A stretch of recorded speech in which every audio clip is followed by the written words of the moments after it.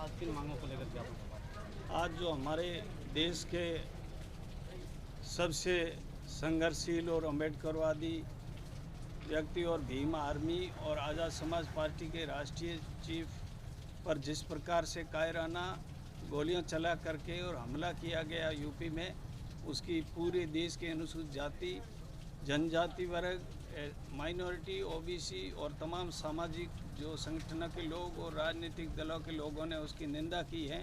इसी क्रम में बाड़मेर ज़िले के तमाम अनुसूचित जाति, जनजाति और ओबीसी, माइनॉरिटी और भीम आर्मी सहित सारे संगठन उसकी निंदा करते हैं और इस बात को लेकर के महामहिम राष्ट्रपति को एक ज्ञापन सौंपा गया है जिला कलेक्टर के माध्यम से। उसमें लिखा गया है कि जिन लोगों ने कायराना हमला करने कर जान लेने का प्रयास किया है, जो मुलजिम हैं उनकी पहचान करके उनको गिरफ्तार किया जाए और फास्ट ट्रैक में उनके खिलाफ मुकदमा चला करके तत्काल उनको सजा दे।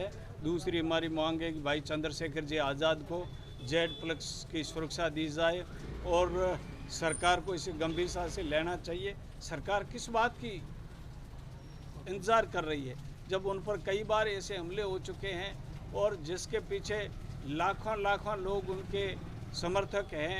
एक व्यक्ति जो गरीबों की आवाज़ बन करके, शोषितों पीड़ितों की आवाज़ बन करके इस देश में जो अलग जगा रहा है, लोगों को जगाने का काम कर रहा है, संविधान को बचाने का काम कर रहा है।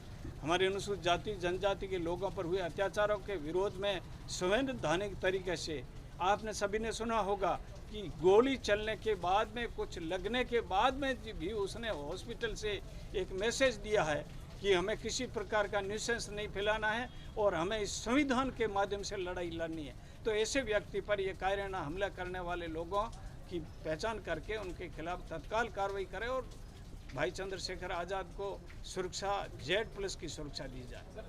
हरियाणा पासिंग गाड़ी आती है, फायर होता है, फायर होने के 48 घंटे भी जाते हैं लेकिन फिर भी कोई कार्रवाई नहीं। कितना गंभीर है ये गंभीर में जहाँ तक मेरा आरोप है कि ये सरकारें ऐसे जो नई एक आवाज़ पैदा हो गई है जो देश को जगाने का काम कर रही है, उस आवाज़ को बंद करने का चांस देना चाह रही है। ये कोई ऐसा अपराधी नहीं है जिसका जैसे जो दूसरे जो अपराधियों को मार रहे हैं यूपी में। आज वो कहाँ गया बुलडोजर? आज वो हमारे मुख्यमंत्री जी जो बाबा जी, आज का उनकी कानून व्यवस्था कहाँ गई? तो जिस तरीके के जो घटनाएं सुन रहे हैं हमें हैरानी हो रही है और मैं आरोप लगाता हूं खुले में कि ये लोग जानबूझ करके, और उनकी पहचान होनी चाहिए कि ये जो यूपी के जो कुछ लोग हिरासत में लिए गए हैं, ये कौन लोग हैं, कौन से संगठन से हैं, किस वर्ग से हैं, ये पूरे देश के सामने खुलासा होना चाहिए। आपका शांतिपूर्ण आज ज्ञापन रहा, अगर अगले 24 से 48 घंटे कार्रवाई नहीं होती है तो अगला कदम क्या रहेगा? अगला कदम भी ये संवैधानिक लड़ाई लड़ी जाएगी और शांतिपूर्वक अहिंसक तरीके से।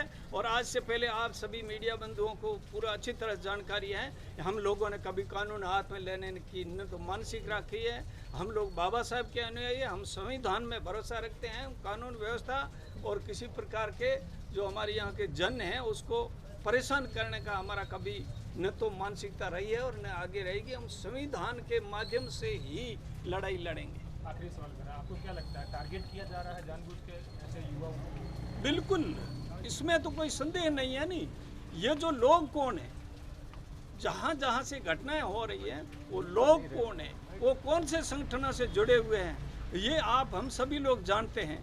लेकिन हम लोगों के पास में जब वक्त आएगा, जब हमारे को ऐसी ताकतों को सबक सिखाने का जो डेमोक्रेसी में जो सिस्टम है, उस सिस्टम पर सही समय पर सही जवाब दिया जाएगा।